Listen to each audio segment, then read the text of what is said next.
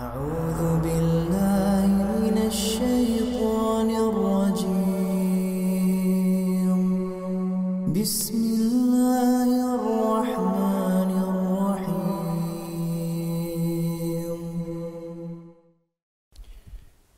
بسم الله الرحمن الرحيم. السلام عليكم ورحمة الله وبركاته.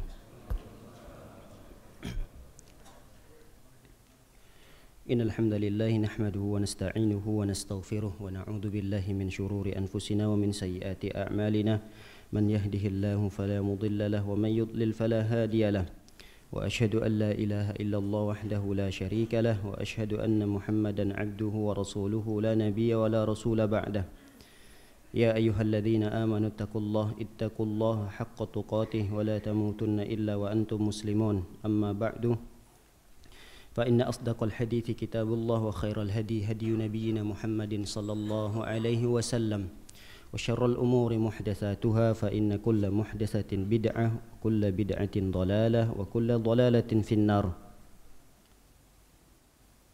Ma'asyiral muslimin, hadirin dan hadirat, semoga kita senantiasa dirahmati oleh Allah Subhanahu wa taala. Insyaallah pada pagi yang berbahagia ini di rumah Allah Subhanahu wa taala yang kita cintai ini, kita akan sama-sama mengulang kaji dengan sebuah tema yang kiranya sangat penting untuk kita sama-sama pelajari dan kita ketahui, ialah adab mengiringi jenazah. Karena tema ini adalah merupakan kewajiban kita sebagai seorang muslim atas muslim yang lainnya, sebagaimana sabda Rasulullah sallallahu alaihi wasallam, haqqul muslim ala muslim khamsun. Kewajiban seorang muslim terhadap muslim yang lainnya ada 5.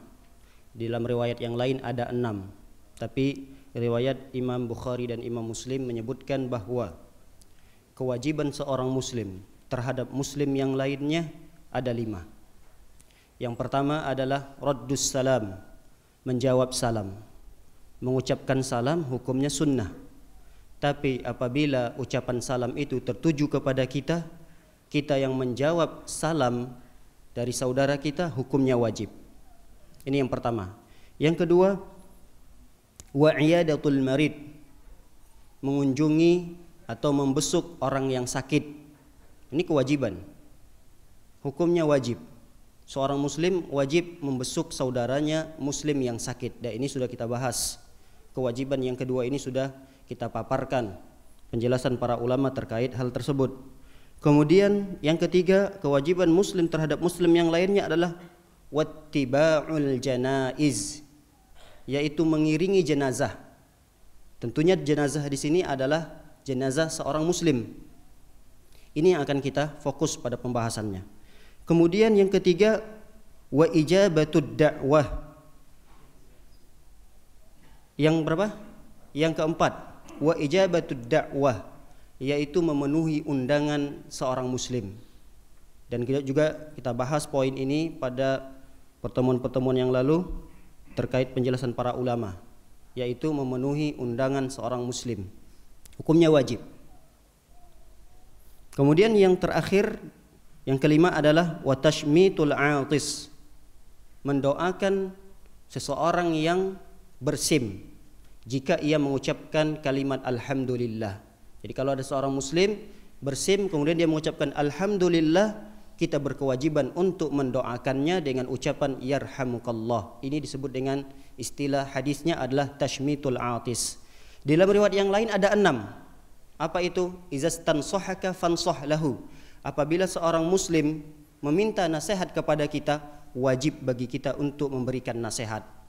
Misalnya ada saudara kita, teman kita, tetangga kita, dia mengatakan kepada kita, akhi fulan, misalnya, saya lagi futur, saya lagi galau, kira-kira apa nasihat yang baik buat saya? Nah, ketika ada seorang muslim minta nasihat kepada kita, kita berkewajiban untuk memberikan nasihat untuk muslim yang tadi meminta kepada kita. Nah, ini para hadirin dan hadirat dimuliakan oleh Allah Subhanahu wa taala, berdasarkan hadis ini menjelaskan pada kita bahwa di antara kewajiban kita kepada muslim yang lainnya adalah ittiba'ul janaiz. Apa itu ittiba'ul janaiz? Ditafsirkan oleh para ulama, yang dimaksud dengan ittiba'ul janaiz atau ittiba'ul janazah adalah as-sayru ma'aha lis-salati 'alaiha au daf'iha au majmu'il lil amrayni. Maksud daripada kalimat ittiba'ul janaiz, yaitu mengiringi jenazah, ialah as-sayru ma'aha lis-salah. Kita berjalan di sini tidak mesti jalan kaki, bisa jadi menggunakan kendaraan untuk menyaksikan jenazah, lalu keluar bersama jenazah untuk mengerjakan sholat. Inilah yang dimaksud dengan ittiba'ul janaiz, yaitu mengiringi jenazah. Apa itu? Kita berjalan ke rumah jenazah yang meninggal, lalu kita menyaksikan jenazah di sana, kemudian kita keluar bersamaan jenazah tersebut untuk mengerjakannya sholat, untuk mengerjakan sholat atau menyolatkan jenazah tersebut. Atau kata para ulama, makna daripada ittiba'ul janaiz itu adalah menyaksikan jenazah, keluar bersama jenazah untuk mengantarkannya ke pemakaman. Jadi ini pilihan yang kedua, yaitu menyaksikan jenazah, kemudian ikut mengiringi jenazah untuk mengantarkannya ke pemakaman. Atau yang ketiga, kata para ulama, maksud daripada mengiringi jenazah adalah mengumpulkan dua hal ini. Menyaksikan jenazah, datang ke rumahnya, ikut menyolatinya, dan ikut mengantarkannya. Inilah yang dimaksud dengan hadis yang kita baca ittiba'ul janaiz, yaitu mengiringi jenazah. Berarti kita sudah paham apa maksud daripada mengiringi jenazah. Saya ulangi, maksud daripada kalimat mengiringi jenazah ada 3 penafsiran para ulama. Yang pertama adalah menyaksikan jenazah tersebut, kemudian ikut menyolatkannya. Atau yang kedua, kata para ulama, adalah menyaksikan jenazah, dia tidak ikut menyolatkannya, tapi ikut mengantarkannya ke pemakaman. Atau yang ketiga, mengumpulkan kedua hal ini, menyaksikan jenazah, ikut menyolatkannya, dan ikut mengantarkannya di pemakaman. Baik, poin yang berikutnya, apa hukum mengiringi jenazah? Jelaskan oleh para ulama bahwa hukum asal daripada mengiringi jenazah adalah fardu kifayah. Fardu kifayah. Sebagaimana di hadis yang kita bacakan di awal, bahkan dalam riwayat yang lain sangat jelas Rasulullah SAW menggunakan kalimat yajibu. Yajibu ini artinya wajib. Tidak ada lagi kemungkinan yang lain. Kalau sudah menggunakan kalimat yajibu, wajib, berarti wajib apabila kita tinggalkan berdosa dan berpahala kalau kita mengerjakannya. Dalam riwayat yang lain Rasulullah mengatakan yajibu li muslim ala akhihi, seorang muslim berkewajiban atas muslim yang lainnya. Menunjukkan kata para ulama bahwa mengiringi jenazah, ikut menyaksikannya, menyolatkannya, bahkan menguburkannya, ini adalah wajib. Akan tetapi para ulama berselisih. Wajib di sini wajib apa? Karena wajib itu terbagi kepada dua dalam ilmu usul fikih. Ada disebut dengan fardu ain, ada fardu kifayah. Karena fardu ain adalah kewajiban perorangan, tidak boleh diwakilkan kepada yang lain. Kalau dia fardu kifayah adalah kewajiban yang dipikulkan kepada beberapa orang saja atau sebahagian orang. Apabila dilaksanakan atau ditunaikan oleh sebahagian orang, maka tergugurlah sebahagian yang lain yang tidak melaksanakan. Ini disebut dengan fardu kifayah. Nah, di sini dijelaskan oleh para ulama bahwa ittiba'ul janaiz, mengiringi jenazah, hukumnya adalah fardu kifayah. Jadi kalau ada sebagian kaum muslimin yang sudah mengerjakannya, maka gugur dosa sebagian muslim yang lainnya. Berdasarkan hadis-hadis Rasulullah sallallahu alaihi wasallam atau riwayat-riwayat yang sahih, bahwa tidak semua para sahabat, ketika ada sahabat yang meninggal dunia, seluruh para sahabat berkumpul untuk menyaksikan jenazah tersebut, ikut menyolatkannya dan ikut mengantarkan ke pemakaman. Ini menunjukkan bahwa fardu di sini, kewajiban di sini bukanlah fardu ain, bukanlah kewajiban perorangan, tapi bisa diwakilkan kepada sebahagian kaum muslimin dan sebahagian yang lain yang tidak mengerjakan tergugurkan dosanya. Sebagai contoh adalah Rasulullah sallallahu alaihi wasallam sendiri, manakala seorang perempuan hitam yang kerjaannya adalah membersihkan masjid, kerjaannya nyapu masjid. Di suatu ketika Rasulullah Shallallahu Alaihi Wasallam mencari-cari seorang perempuan tersebut. Seraya bertanya kepada para sahabat. Sahabat ketika itu ditanya oleh Rasulullah Shallallahu Alaihi Wasallam tentang sosok perempuan yang tidak dilihat oleh Rasulullah Sallallahu Alaihi Wasallam. Lalu sahabat menjawab, ya Rasulullah, seorang perempuan tersebut matat, telah wafat, telah meninggal dunia. Lalu Rasulullah SAW mengatakan kepada para sahabat, afala kuntum adantumuni, kenapa kalian tidak memberitahu aku? Jadi ada seorang sahabat yang meninggal. Sahabat perempuan ini kerjaannya memang terlihat sepele, sehingga para sahabat di saat itu udahlah tidak perlu tahu Rasulullah. Masih banyak pekerjaan-pekerjaan yang lebih penting yang harus dikerjakan oleh Rasulullah. Hal-hal yang seperti ini kita sajalah yang membereskannya. Itulah anggapan para sahabat. Artinya para sahabat itu menganggap ini orang biasa, cuma sekedar marbot, kerjaannya bersih-bersih masjid, udahlah tidak apa-apa. Kita aja yang menyelesaikannya. Gak usah ganggu-ganggu Rasulullah. Kebetulan pelaksanaan jenazahnya itu di malam hari, karena mereka juga tidak mau mengganggu istirahatnya Rasulullah Sallallahu Alaihi Wasallam. Di pagi harinya Rasulullah cari-cari mana perempuan yang biasa bersih-bersih masjid. Kata para sahabat, meninggal dunia ya Rasulullah. Afala kuntum adantumuni, kenapa kalian tidak memberitahu aku? Kenapa kalian tidak memanggil aku? Kemudian para sahabat ketika itu di dalam riwayat ini menjelaskan faka'annahum sagharu amroha, seolah-olah sikap para sahabat ketika itu menyepelekan seorang perempuan ini. Lalu Rasulullah mengatakan, dulluni ala qabriha, tunjukkan kepadaku mana kuburan seorang perempuan tersebut, di mana kalian kuburkan. Fadalluhu fasalla alaiha, para sahabat pun menunjukkan, di sini ya Rasulullah, ini kuburannya. Kemudian Rasulullah SAW pun salat, menyolati jenazah tersebut di kuburan itu. Nah, ini kata para ulama menunjukkan bahwa riwayat ini menjelaskan hukum mengiringi jenazah adalah fardu kifayah. Sehingga di saat itu para sahabat pun memahami, walaupun tidak disaksikan, tidak dihadiri oleh Rasulullah Sallallahu Alaihi Wasallam, tetap tidak masalah. Artinya tidak berdosa. Namun ketika itu Rasulullah Sallallahu Alaihi Wasallam ingin beritahu kepada para sahabat bahwa ini adalah sosok seorang sahabat yang mulia. Jangan lihat pekerjaan yang dia kerjakan, jangan remehkan pekerjaan yang dia lakukan, karena dia sedang membersihkan atau mengerjakan di rumah Allah Subhanahu wa taala. Jadi seolah-olah Rasulullah ingin beritahu bahwa ini adalah pekerjaan yang sangat mulia yang harus kita hormati. Sehingga Rasulullah sallallahu alaihi wasallam terlihat tidak suka dengan perilaku para sahabat ketika itu yang tidak memberitahu Rasulullah sallallahu alaihi wasallam.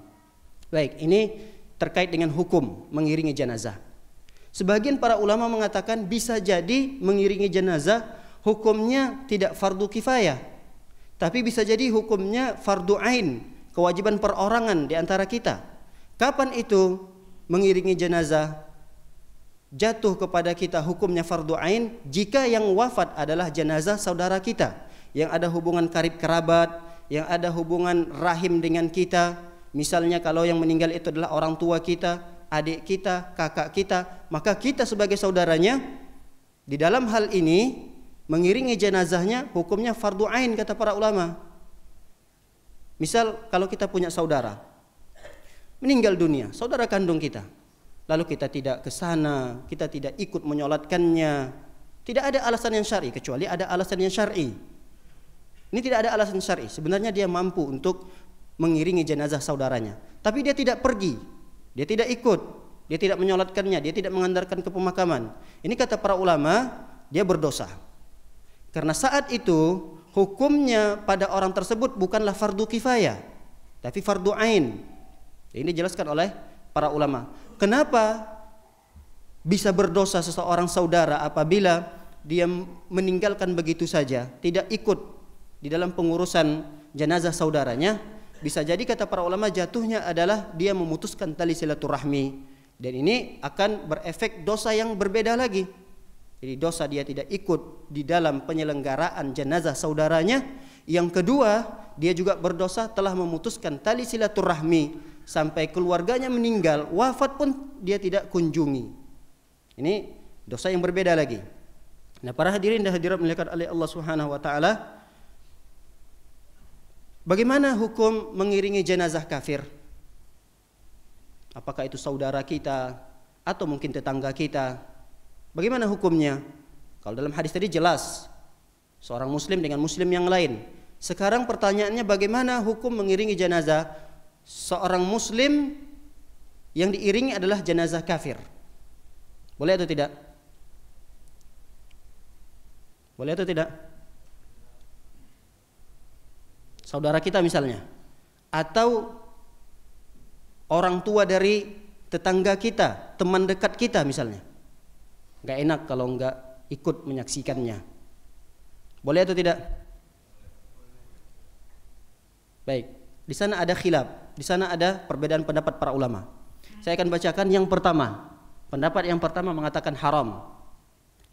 Dan yang mengatakan haram ini, alasan mereka adalah karena ini menyerupai salat dan menyerupai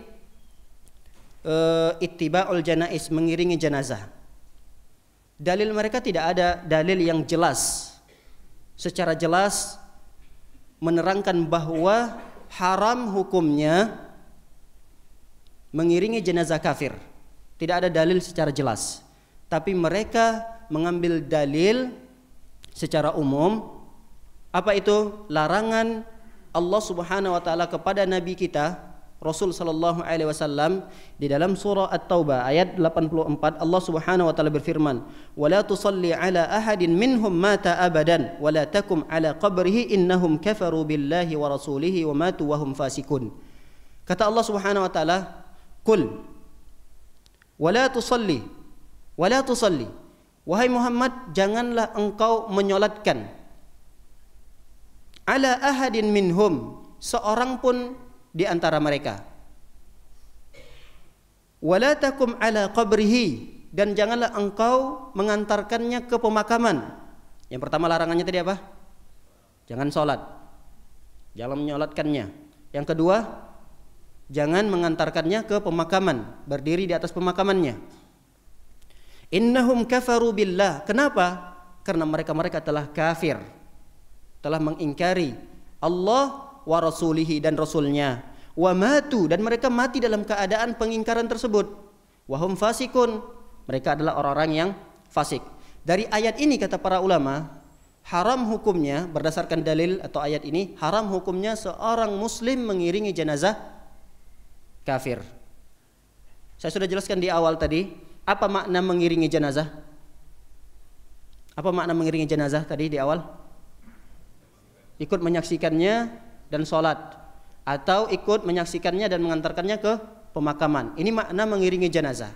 Berarti secara tidak langsung ketika kita mengiringi jenazah kafir masuk dalam kategori definisi ini.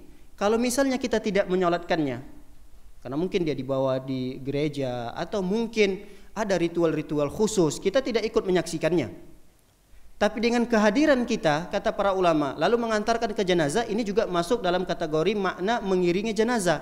Dan tidak boleh kita hadir mengantarkannya ke pemakamannya, berdasarkan firman Allah Subhanahu wa taala ini. Dan ini pendapat yang pertama yang mengatakan haram hukumnya seorang muslim mengantarkan jenazah kafir ke pemakaman atau ikut mengantarkannya untuk melakukan ritual-ritual khusus peribadatan mereka. Kemudian ada pendapat yang kedua. Pendapat yang kedua, para ulama atau sebagian para ulama mengatakan bolehnya seseorang mengiringi jenazah kafir berdasarkan asar. Asar ini adalah contoh-contoh yang dilakukan oleh para sahabat dan tabi'in, dan bukan satu dua orang sahabat yang mencontohkan ini, dan bukan satu dua para tabi'in yang mencontohkan ini, bahkan dalam jumlah yang banyak kata para ulama. Apa asar tersebut? Asar tersebut adalah beberapa para sahabat dan tabi'in pernah mengiringi jenazah Ummul Harith. Jadi ada seorang sahabat yang bernama Al-Harith bin Abi Rabi'ah. Al-Harith bin Abi Rabi'ah ini adalah seorang sahabat Rasulullah sallallahu alaihi wasallam. Tentu beliau memiliki teman dari kalangan para sahabat. Dia juga memiliki murid dari kalangan tabi'in. Nah, dalam riwayat ini diriwayatkan oleh Al-Imam Muhammad bin Hasan Al-Syaibani mengatakan bahwa di antara para sahabat ketika itu ikut mengiringi jenazah ibunya Al-Haris ini. Padahal kata para ulama, ibunya Al-Haris ini, ibu kandungnya meninggal dalam keadaan kafir. Dan itu dicantumkan oleh Al-Imam Muhammad bin Al-Hasan Al-Syaibani dalam kitabnya Al-Athar menjelaskan, akhbarona Abu Hanifah. Abu Hanifah pernah mengabarkan kepada kami, menceritakan kepada kami, an Hammad dari Hammad, an Ibrahim dari Ibrahim, annal Haris. Haris ini adalah sahabat Rasulullah sallallahu alaihi wasallam. Matat ummuhu an-Nasraniyah. Pernah ketika itu ibunya wafat dalam keadaan beragama Nasrani. Fatabi'a janazataha fi rahtin min ashabin Nabi sallallahu alaihi wasallam. Ketika itu jenazah ibunya diiringi oleh para sahabat Nabi sallallahu alaihi wasallam. Diiringi oleh para sahabat Nabi sallallahu alaihi wasallam. Qala Muhammad, dan yang meriwayatkan asar ini Muhammad namanya Asy-Syaibani, la nara fi ittiba'iha ba'san. Kami ketika itu sampai saat ini, kata beliau mengatakan, tidak mengapa, kami melihat tidak mengapa seorang muslim mengantarkan atau mengiringi jenazah kafir. Ini pendapat beliau. Illa annahu yatanahha nahiyatan anil janazah. Akan tetapi yang perlu digarisbawahi ketika mengantar jenazah kafir adalah hendaknya kita sedikit menjauh dari jenazah itu. Jadi ketika jenazah itu dibawa, kita agak jauh jaraknya dengan jenazah tersebut. Ketika jenazah itu sampai ke pemakaman, kita tidak berada dan melihat bagaimana pemakamannya, bagaimana prosesi memasukkan jenazah dalam pemakamannya, tapi kita agak jauh, menjauh. Ini yang digarisbawahi oleh Muhammad Asy-Syaibani. Dia melihat tidak mengapa mengantarkan, ikut mengiringi, tapi jangan dekat-dekat dengan jenazah tersebut. Kemudian wa qaulu Abu Hanifah radhiyallahu taala anhu. Ini adalah merupakan perkataan Abu Hanifah, kata beliau, bahwa kita sedikit menjauh dari jenazah kafir tersebut. Baik, para hadirin dan hadirat muliakan oleh Allah Subhanahu wa taala, berdasarkan asar ini menunjukkan bahwa para sahabat Nabi dan para tabi'in pernah melakukan hal tersebut dan mereka memandang masalah ini tidak mengapa, asalkan dengan beberapa catatan tadi. Di antaranya adalah kita tidak mendekat dengan jenazah tersebut, tidak mendekat dengan kuburan ketika jenazah itu dimasukkan ke dalam pemakamannya. Baik, kita akan masuk kepada poin yang berikutnya, yaitu tentang keutamaan mengiringi jenazah. Secara ringkas, keutamaan yang pertama yang akan didapatkan oleh orang-orang yang mengiringi jenazah adalah akan mengingatkan seseorang atau mengingatkan kita akan negeri akhirat. Jadi ketika kita mengiringi jenazah, itu secara tidak langsung kita akan melembutkan hati kita yang keras, yang tadinya sulit untuk beribadah kepada Allah, berat bagi kita untuk melaksanakan peribadatan kepada Allah, tapi dengan cara di antaranya adalah mengiringi jenazah, itu akan melembutkan hati kita, akan lebih dekat kepada Allah Subhanahu wa taala, akan lebih mudah bagi kita untuk beribadah kepada Allah Subhanahu wa taala. Sebagaimana hadis ini diriwayatkan oleh Al-Imam Ahmad, Ibnu Hibban dan Al-Baihaqi. Hadis ini dilihat oleh para ulama sahih. Rasulullah sallallahu alaihi wasallam bersabda, "Udul marid wattabi'ul janazah tudzakkirukumul akhirah." Kata Rasulullah, kunjungi orang yang sakit, besuk orang yang sakit. Wattabi'ul janaiz, iringi jenazah. Iringi jenazah. Tudzakkirukumul maut, karena perbuatan-perbuatan ini akan mengingatkan kalian dengan akhirat. Ini keutamaan yang pertama. Keutamaan yang kedua, mengiringi jenazah merupakan sebab seseorang masuk ke dalam surga Allah Subhanahu wa taala. Dan hadis ini diriwayatkan oleh Imam Muslim. Pernah suatu ketika Rasulullah sallallahu alaihi wasallam setelah selesai salat subuh, bayangkan, setelah selesai salat subuh, ketika itu Rasulullah sallallahu alaihi wasallam bertanya kepada para sahabat, "Man asbaha minkumul yaum shaiman?" Siapa di antara kalian wahai para sahabat hari ini meniatkan untuk berpuasa? Hari ini berpuasa. Ketika itu Umar langsung menjawab, "Ya Rasulullah, semalam kami tidur dan di antara setelah tidur kami itu kami tidak meniatkan untuk berpuasa hari ini." Artinya kami tidak berpuasa ya Rasulullah. Saya termasuk yang tidak berpuasa ya Rasulullah, kata Umar. Lalu seketika itu angkat tangan Abu Bakar. Ana ya Rasulullah, hari ini yang berpuasa saya ya Rasulullah, kata Abu Bakar. Lalu Rasulullah bertanya dengan pertanyaan yang kedua, manittabi'a minkum al-yaum janazatan. Siapa di antara kalian yang hari ini, padahal pertanyaan itu subuh, hari ini telah mengiringi jenazah? Umar juga menjawab, ya Rasulullah, bagaimana mungkin jeda antara bangun tidur kami dengan pelaksanaan salat subuh cuma sebentar. Kami hanya mampu untuk mempersiapkan salat subuh saja. Jadi tidak ada di antaranya saya ya Rasulullah, saya tidak melakukan ibadah tersebut. Lagi-lagi Abu Bakar mengatakan saya ya Rasulullah. Kemudian yang ketiga Rasulullah bertanya lagi, faman at'ama minkum al-yaum miskinan. Siapa di antara kalian yang hari ini telah memberikan makan kepada orang miskin?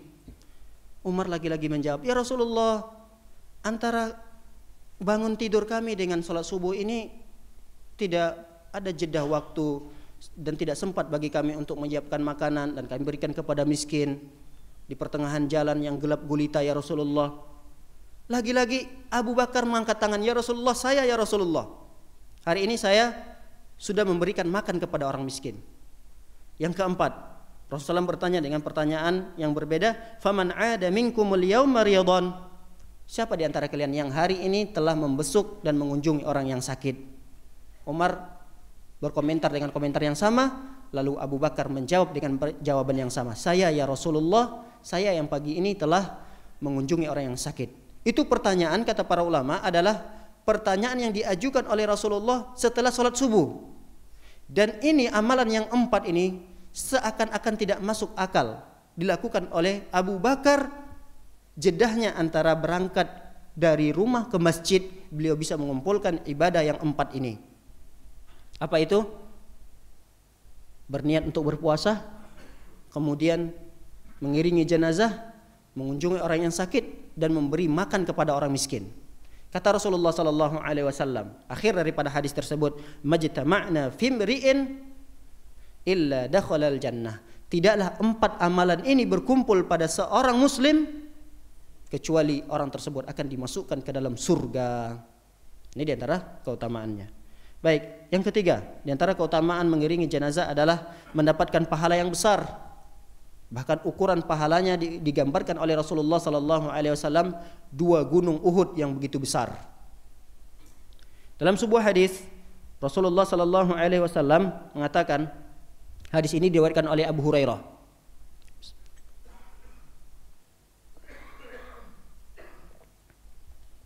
Hadis ini diriwayatkan oleh Abu Hurairah.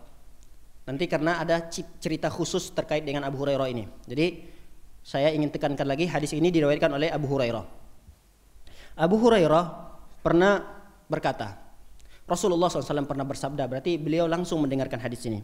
Rasulullah pernah bersabda, man syahidal janazata hatta yusalli alaiha falahu qiratun. Barang siapa yang menyaksikan jenazah lalu ia menyolatkannya, maka dia mendapatkan qirat, 1 qirat.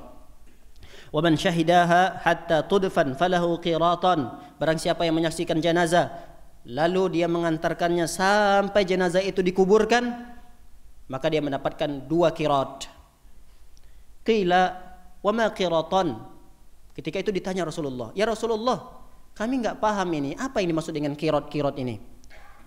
Kata Rasulullah SAW menjawab, mislu jabalainil azimaini. Kata Rasulullah SAW, 1 qirat itu ibaratnya adalah seperti gunung Uhud yang besar. Itu gambaran yang terkecil. Jadi kalau dia ikut menyolatkan sampai mengantarkannya ke pemakaman, dia mendapatkan 2 qirat. Dan para sahabat ketika itu bertanya, apa itu qirat? Dalam riwayat yang lain dijawab oleh Rasulullah, gambaran qirat yang paling kecil, supaya kalian paham, kata Rasulullah ingin mendekatkan pemahaman, sehingga Rasulullah menganalogikan dengan sesuatu yang bisa dilihat. Paling kecil ukuran qirat itu adalah gunung Uhud. Itu paling kecil. Berarti bisa jadi qirat itu lebih besar daripada gunung Uhud. Hanya saja Rasulullah menggambarkan paling kecil dari ukuran qirat itu adalah gunung Uhud. Ini riwayat yang lain dijelaskan oleh Rasulullah sallallahu alaihi wasallam. Nah, para hadirin dan hadirat dimuliakan oleh Allah Subhanahu wa taala, mendengarkan hadis ini oleh Ibnu Umar, Abdullah bin Umar, kaget. Ini kenapa hadis ini diriwayatkan oleh Abu Hurairah? Saya kan juga sahabat yang sering dekat dengan Rasulullah. Kenapa saya tidak pernah mendengarkan hadis ini? Kaget Ibnu Umar. Putranya Umar, namanya Abdullah. Ketika itu dia mengirimlah utusan, namanya Khabbab bin Al-Arat. Wahai Khabbab, coba klarifikasi dulu. Ini hadis sahih atau tidak? Benar atau tidak ini? Kenapa cuma Abu Hurairah yang meriwayatkan hadis ini? Saya kan seorang sahabat yang sering juga bersama Rasulullah dan banyak sering menuntut ilmu dengan Rasulullah SAW. Dan beliau termasuk orang yang banyak meriwayatkan hadis selain Abu Hurairah. Yang kedua adalah Ibnu Umar. Nah, kemudian ketika itu Khabbab diutuslah untuk bertemu Aisyah radhiyallahu taala anha, istri Rasulullah sallallahu alaihi wasallam, menanyakan tentang kebenaran daripada hadis ini. Lalu ketika Khabbab bertemu dengan Aisyah, Khabbab mengatakan, "Wahai Aisyah, ibunda, bagaimana pandangan Anda terhadap hadis ini yang tadi saya bacakan?" Kata Aisyah, hadis ini sahih dari Rasulullah sallallahu alaihi wasallam. Lalu Khabbab pun membawa berita ini menemui Ibnu Umar. Ketika itu Ibnu Umar sedang menunggu di masjid sambil biasa memainkan beberapa batu yang beliau pegang di tangannya. Biasa seperti kita memainkan sesuatu, kalau kita misalnya pulpen dimain-mainkan. Kalau beliau ketika itu beberapa biji batu kerikil yang beliau main-mainkan di telapak tangannya sambil menunggu kedatangan Khabbab membawa berita. Apakah benar hadis ini atau hanya ini sesuatu yang datang dari Abu Hurairah dan Abu Hurairah tidak mendengarkan langsung dari Rasulullah. Ketika itu Khabbab bergegas bersegera menceritakannya kepada Ibnu Umar. Wahai Ibnu Umar, Aisyah pun mengatakan hadis ini sahih. Lalu ketika itu dalam riwayat menceritakan, Khabbab langsung melemparkan beberapa butir batu yang dia mainkan di tangannya seraya berkata, apa ucapan beliau? Kata beliau, laqad farratna fi qararita katsira. Dengan kesalnya beliau melemparkan batu-batu tersebut seraya berucap, sungguh betapa banyak qirat-qirat yang telah kita lalaikan. Sungguh berapa banyak qirat-qirat yang telah kita sia-siakan, kata beliau. Lalu setelah itu beliau tidak pernah lagi meninggalkan dan terus mencari tahu di mana sahabat yang meninggal dunia, di mana orang-orang yang pernah meninggal dunia. Beliau hadir di sana ikut menyolatkan dan mengantarkannya setelah beliau mendengarkan hadis tersebut. Nah, para hadirin dan hadirat dimuliakan oleh Allah Subhanahu wa taala, terkait dengan mengiringi jenazah, maka ada 4 tingkatan manusia dalam hal pengiringan jenazah. Yang paling afdol, tingkatan yang paling tinggi, yang paling sempurna adalah kata para ulama tingkatan yang pertama ini, yaitu menyaksikan jenazah. Misalnya jenazahnya meninggal di rumah, lalu dia datang ke rumah, lalu dia menunggu jenazah tersebut sampai disolatkan 10 menit, 15 menit, misalnya datang dia ke rumah, lalu dia ikut mengantarkannya ke masjid, misalnya disolatkan di masjid, lalu ikut solat. Setelah solat dia pun ikut mengiringinya ke pemakaman sampai selesai proses pemakaman itu berlangsung, barulah dia pulang.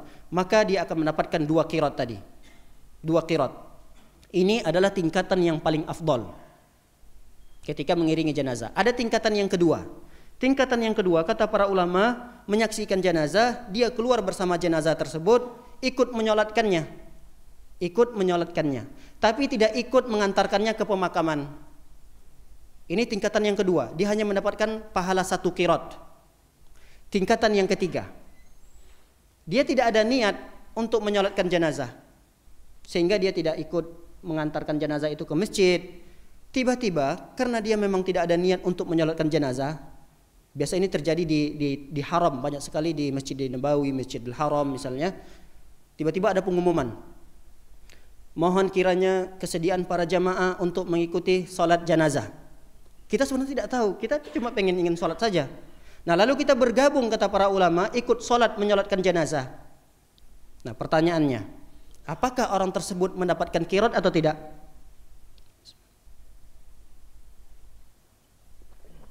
Mendapatkan qirat atau tidak?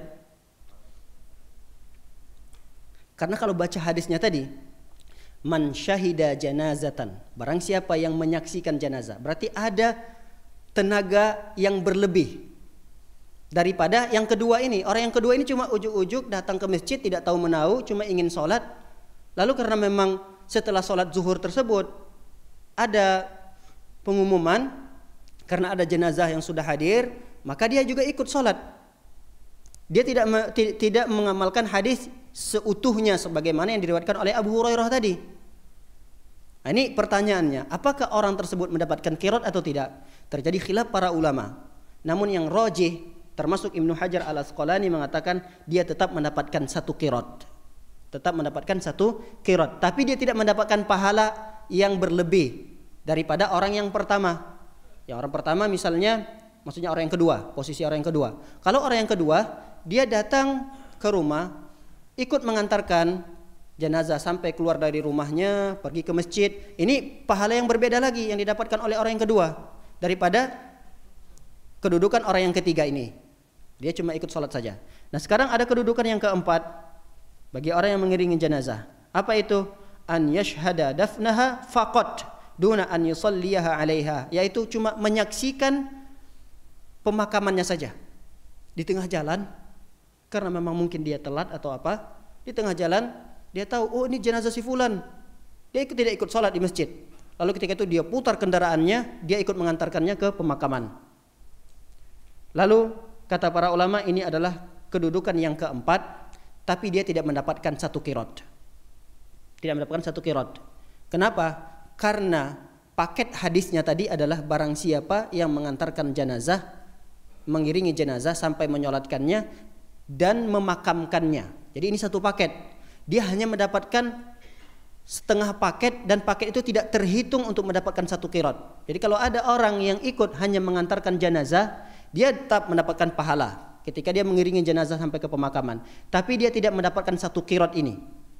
Tidak mendapatkan satu qirat. Ini adalah derajat atau kedudukan seseorang dalam mengiringi jenazah yang keempat. Yang kelima adalah an yattabi'aha muddatan summa yansarif.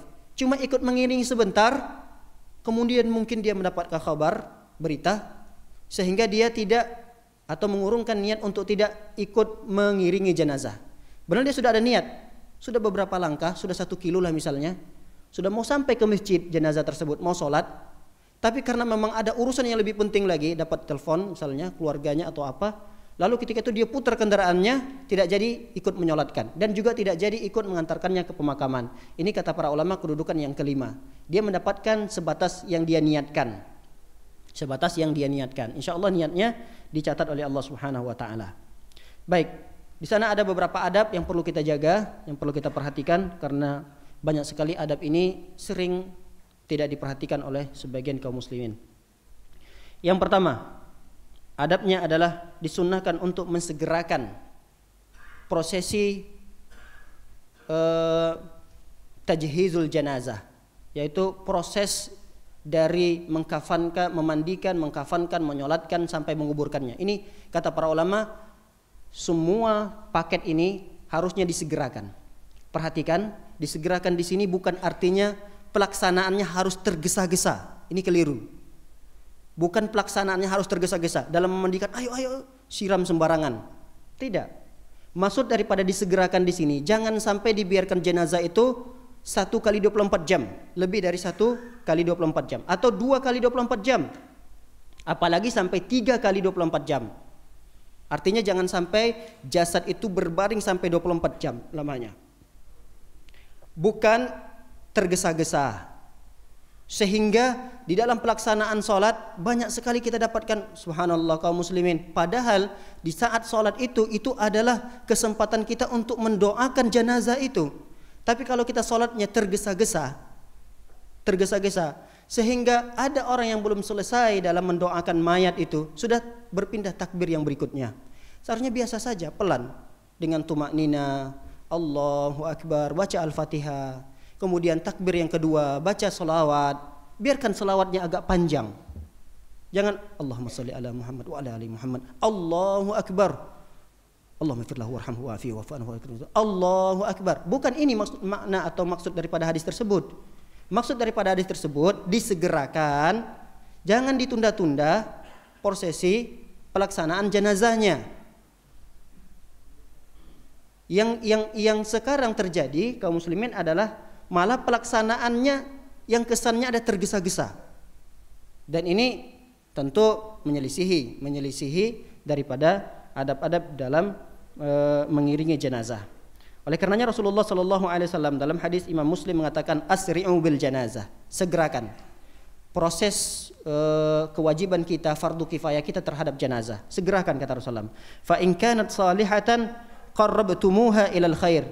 Jika jenazah itu adalah jenazah yang soleh, orangnya soleh, maka sungguh kalian telah menyegerakan dia untuk mendapatkan kebaikan dari Allah Subhanahu wa taala. Sebaliknya, wa in kanat ghaira dzalika, apabila jenazah itu tidak soleh, kana syarran tad'unahu an riqabikum, sesungguhnya kalian telah menyegerakan keburukan itu berlama-lama di pundak kalian. Jadi kita menyegerakan supaya di pundak kita itu tidak berlama-lamaan jasad yang tidak soleh ini, sehingga kita segerakan. Nah, oleh karenanya kata para ulama, di dalam membawa atau memikul jenazah juga kesannya jangan sampai tergesa-gesa, seolah-olah seperti lari-lari kecil. Maksud daripada hadis ini bersegera bukan sekali lagi tergesa-gesa, sehingga kesannya membawa jenazah itu seperti lari kecil-kecil, seperti ibadah umrah atau ibadah haji yang disebut dengan sa'i, ada ar-ramal, lari-lari kecil, sehingga seperti itu kesannya kita membawa jenazah. Tidak, bahkan pernah seorang sahabat melihat ada para sahabat yang mengiringi jenazah, membawa jenazah. Dia membawa jenazah dan memahami hadis ini, disegerakan jenazah itu seolah-olah dia seperti membawa jenazah, lari-lari membawa jenazahnya. Dipukul oleh para sahabat. Berhenti. Biasa saja jalannya. Jalan biasa saja. Jangan berlari-lari seperti itu. Nah, ini menunjukkan kata para ulama bahwa maksud daripada disegerakan di sini bukan tergesa-gesa. Bukan tergesa-gesa, sama seperti kita dianjurkan untuk bersegera melakukan amalan soleh. Bersegera di sini bukan tergesa-gesa, sehingga ada orang yang memahami dia telah mendapati imam Allahu Akbar karena dia memahami bersegera untuk melakukan amalan soleh, sehingga dia berlari dari luar untuk mendapatkan rakaat pertama. Ini tidak benar. Seharusnya kalau dia ingin bersegera, datang sebelum azan.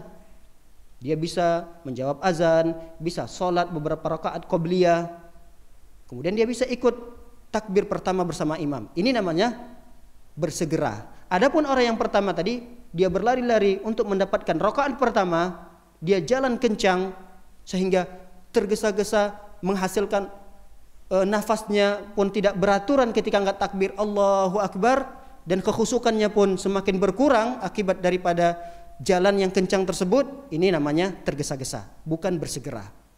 Baik, para hadirin dan hadirat dimuliakan oleh Allah Subhanahu wa taala, adab yang kedua adalah dianjurkan untuk mengangkat jenazah dari seluruh sudut.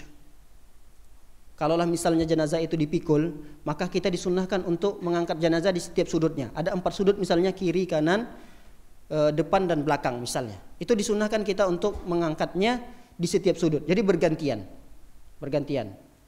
Kecuali memang sulit bagi kita untuk melakukan itu, ya sudah, semampunya saja. Apalagi orang-orang pada berebutan untuk ingin mengangkat jenazah, sehingga sulit bagi kita untuk berpindah ke sana, pindah ke sini. Ya sudah, kita tetap pada satu tempat dan kita bergantian. Kalau kita capek, merasa lelah, gantian dengan yang lain. Dan ini diriwayatkan oleh Ibnu Mas'ud radhiyallahu taala anhu. Beliau berkata, "Manittaba'a janazatan falyahmil bi jawanibis sarir." Barang siapa yang mengiringi jenazah, mengangkat jenazah, maka hendaknya dia memikul jenazah tersebut di 4 sudut pikulan yang membawa jenazah tersebut. Fa innahu minas sunnah, karena inilah sunnahnya, kata beliau. Begitulah sunnahnya. Ibnu Mas'ud meriwayatkan hal tersebut. Baik. Posisi orang yang mengiringi jika berjalan kaki. Ini sunnahnya sebenarnya mengiringi jenazah itu jalan kaki. Jika jenazah itu dihantarkan ke pemakaman dengan jalan kaki, maka ketika kita ingin mengantarkan jenazah dengan jalan kaki, di mana posisi yang baik? Kata para ulama, yang paling baik posisi kita ketika mengantarkannya dalam keadaan jalan kaki berada di belakang. Ada juga ulama yang mengatakan berada di depan.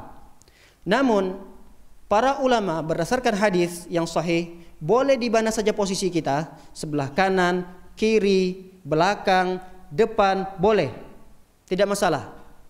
Tapi satu catatan, kita mendekat dengan jenazah itu, jangan malah menjauh.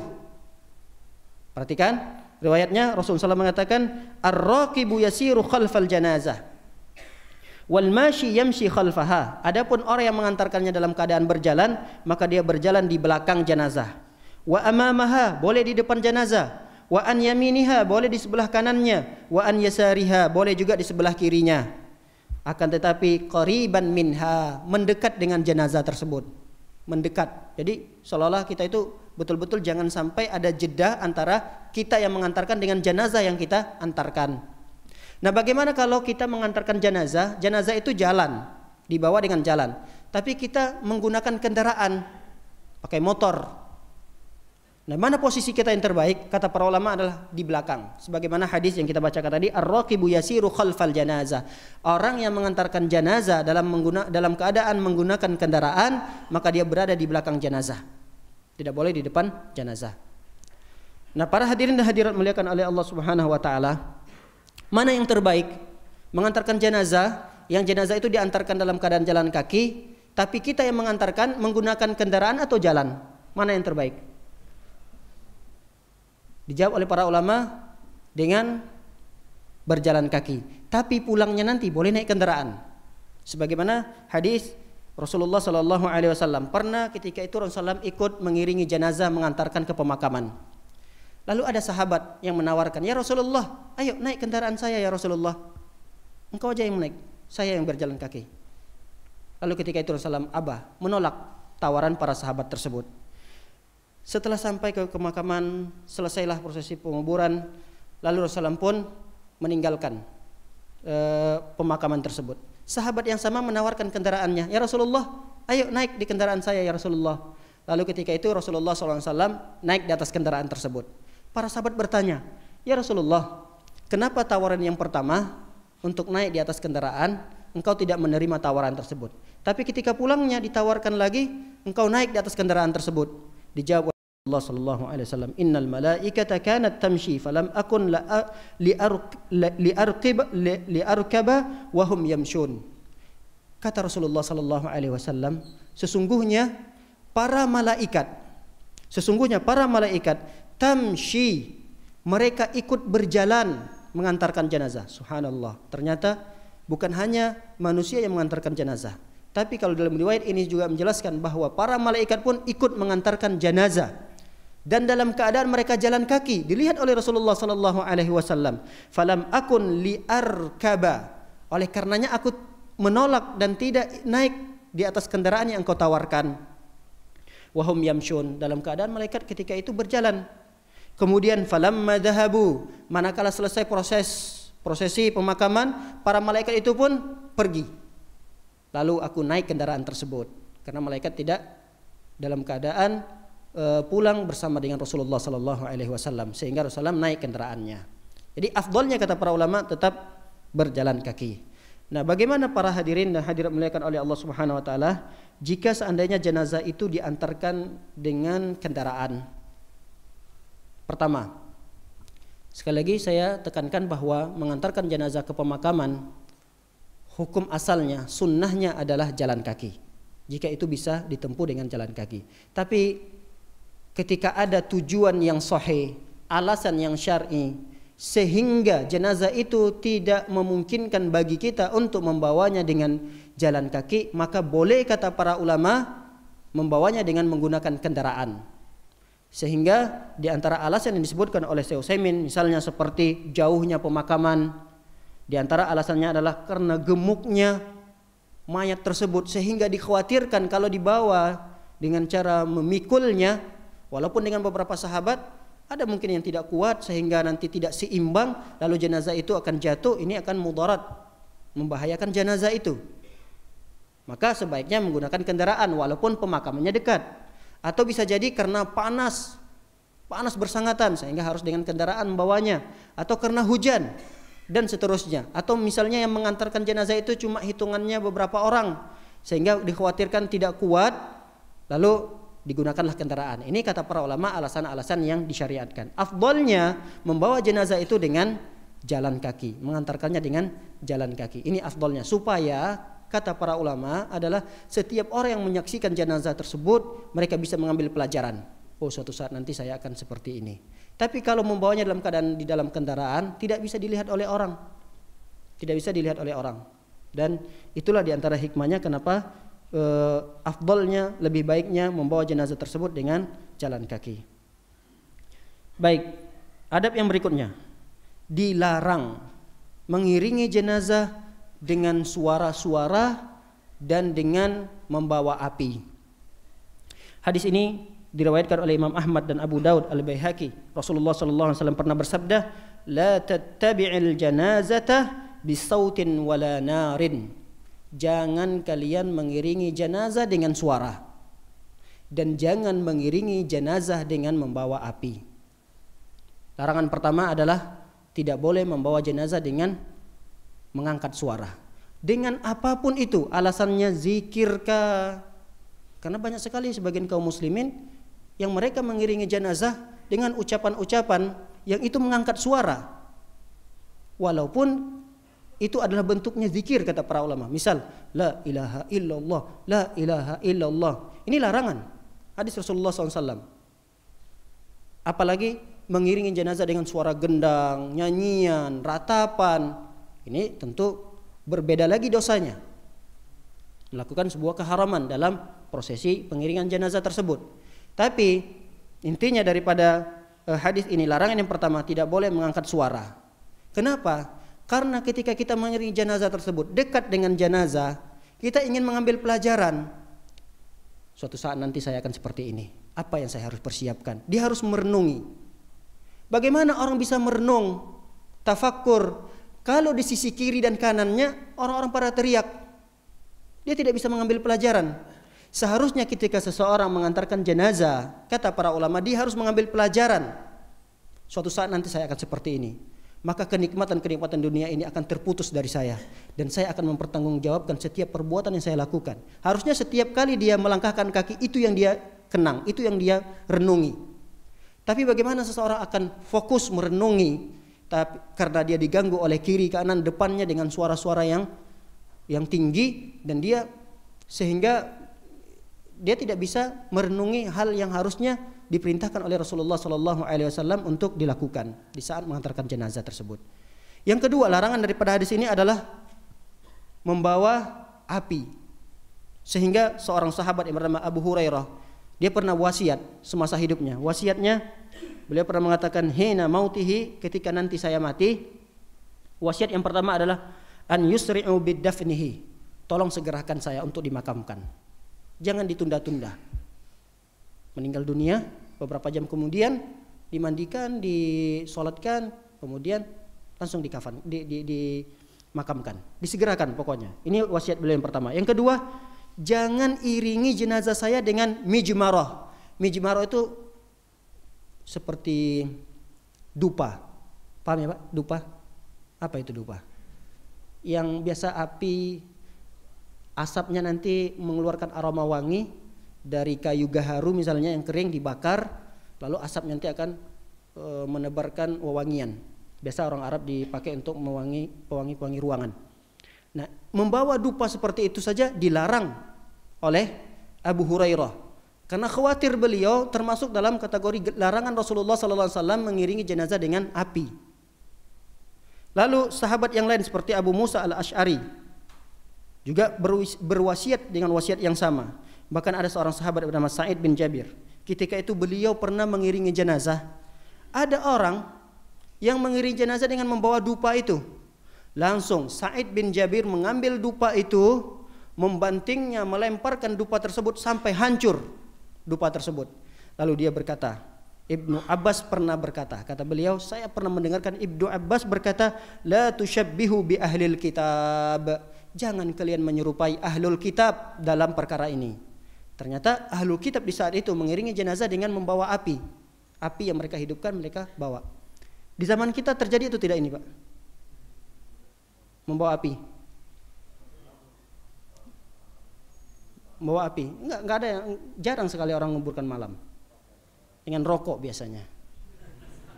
Sambil merokok, gimana mau tafakkur? Bagaimana mau merenungi? Nggak mungkin orang sambil mengantarkan jenazah sambil merokok. Yang pertama ini tidak beradab, yang kedua ini dosanya yang berbeda, tapi bisa jadi ini bukan maksud daripada hadis itu. Sekali lagi, mungkin saja ini bukan termasuk dari hadis itu. Tapi ini sungguh tidak beradab. Seseorang ketika mengantarkan jenazah dalam keadaan dia puspas asap rokoknya. Walaupun bisa jadi ini masuk dalam kategori mengiringi jenazah dengan membawa api. Walaupun memang ini kebiasaannya, walaupun tidak mengiringi jenazah tetap api itu ada di mulutnya. Ini mungkin kebiasaannya.